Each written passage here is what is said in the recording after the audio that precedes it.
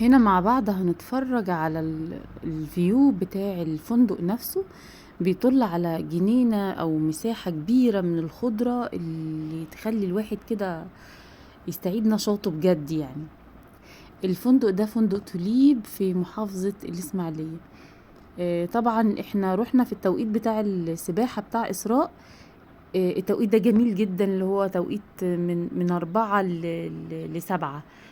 توقيت احلى وقت. ممكن تنزل تقعد على البسين، ممكن تتمشى، ممكن تقعد كده في مكان تتفرج على الاطفال وهم بيمارسوا الرياضة.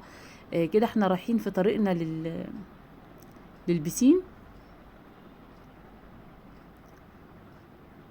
المكان نضيف جدا، المكان هادي. طبعا لو حبيت ان انت تخلي مثلا حد من الولاد يمارس اي رياضة، فموجود انواع كتير قوي من الرياضة. اولهم السباحة، الكيك بوكسينج، الكاراتيه، التنس، السلة، كرة القدم.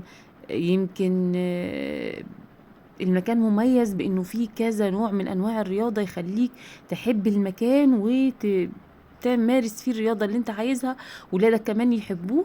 فحاجة مميزة يعني. دي طبعا قعدات للناس اللي هي بتبقى عايزة تستجم كده مع نفسها، مثلا رايحين كبار ما معهمش اطفال ولا حاجة. حمام السباحة اللي هو بتاع القعدات غير حمام السباحة بتاع التدريب، ده لوحده وده لوحده. حاجة مميزة وحاجة جميلة. الدنيا هادية زي ما انتوا شايفين كده، ما فيهاش حاجة تخلي الواحد يعني ما يحبش المكان.